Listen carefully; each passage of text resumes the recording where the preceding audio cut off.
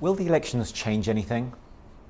I think the real challenge is to convince the Greek society that there are no easy solutions and that the pain and sacrifices that they're going through are not going to be in vain, and that at the end of the day you will have a stronger economy, you will have a better functioning state, that confidence will return, investment will return, jobs will be created, and that's not very easy. It's not a very easy argument to pass when you are in the middle of the recession and unemployment is over 20% and 1 in 2 young people is out of a job, clearly. This is why it is extremely important for a coalition government to emerge. This is what will happen because looking at the polls, it is clear that no party will have an outright majority. This is not a bad thing, it's actually a good thing. We had a huge majority. We had an absolute parliamentary majority. But it proved that we could not, one party cannot take the whole burden of the changes, because the changes are very, very difficult, they are wide-ranging, and you need a broader political support to be able to convince society of their need. As Finance Minister, you were the one that signed the Memorandum of Understanding with the IMF, the ECB and the European Commission. Do you have any regrets? None whatsoever in terms of signing the only possible loan for a country to avoid bankruptcy. It is clear that the first MOU was signed in a specific European environment. Europe was very skeptical about Greece at the time.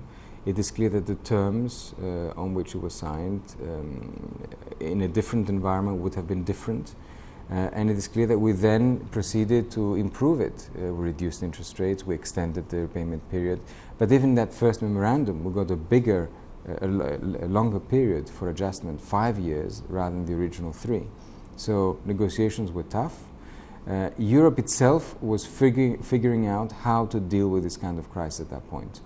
Europe has learned a lot in the process, and we now have a better environment, not just for Greece, but for the rest of Europe. And how's it been for you personally? It can't have been easy. It hasn't exactly made you the most popular person in Greece, I'd imagine. It's been very tough, and you can imagine that having to cut wages and pensions, even if we try to cushion the lower pension and the lower wages, increasing taxes is not what makes a politician popular. But this is not a popularity contest. This was about helping Greece remain standing and not declare bankruptcy, which would have led to an exit from the euro. And there is a clear, vast majority in Greece in remaining in the euro.